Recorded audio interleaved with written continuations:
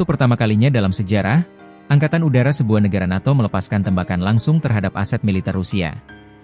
Insiden yang disebut tindakan agresi ini terjadi di perbatasan timur aliansi dan membuat NATO langsung menggelar pertemuan darurat. Perdana Menteri Polandia Donald Tusk menyatakan bahwa negaranya telah menembak jatuh drone Rusia yang memasuki wilayah udara mereka. Langkah ini langsung memicu pengaktifan pasal 4 perjanjian NATO. Pertanyaannya, apa sebenarnya yang terjadi di langit Polandia? Dan apakah ini adalah awal dari eskalasi yang lebih berbahaya? Menurut pemerintah Polandia, Angkatan Udara mereka berhasil menghancurkan beberapa drone nirawak yang memasuki wilayahnya. PM Tusk menyebut insiden ini sebagai provokasi skala besar dan menegaskan bahwa ini adalah kasus pertama drone Rusia ditembak jatuh di wilayah negara NATO oleh aliansi tersebut. Total 19 pelanggaran wilayah udara tercatat sejak Selasa malam. Sebagian besar drone diyakini memasuki Polandia dari Belarus, sekutu dekat Rusia. Tim gabungan Polandia dan pilot Belanda yang menggunakan jet siluman berhasil menangkis drone-drone tersebut.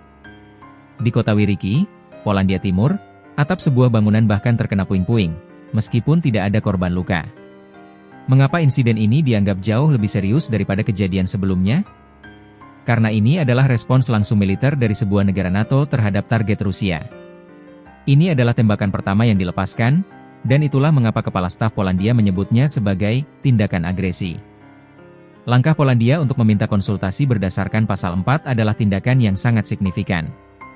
Pasal ini mengatur konsultasi dengan para sekutu jika salah satu anggota NATO merasa wilayah, kemerdekaan politik, atau keamanannya terancam.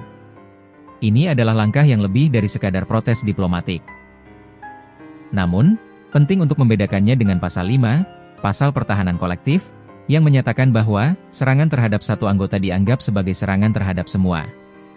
Di tengah ketegangan militer, perang kata-kata pun terjadi. Rusia dengan tegas membantah bertanggung jawab.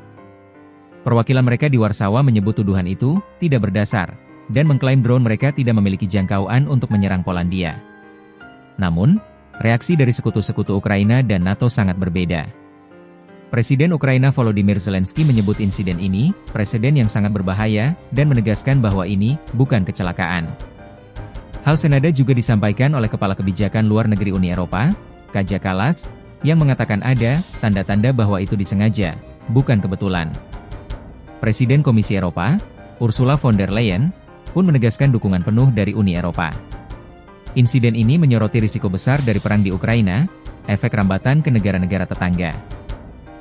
Sebagai pusat logistik bantuan militer barat dan berbatasan langsung dengan Ukraina, Polandia berada di garis depan. Permintaan pasal 4 oleh Polandia akan memaksa NATO untuk berembuk tentang bagaimana merespons ancaman ini. Akankah NATO meningkatkan kehadiran militernya di perbatasan timur? Dan seberapa besar risiko yang harus diambil NATO untuk mencegah agresi Rusia di masa depan?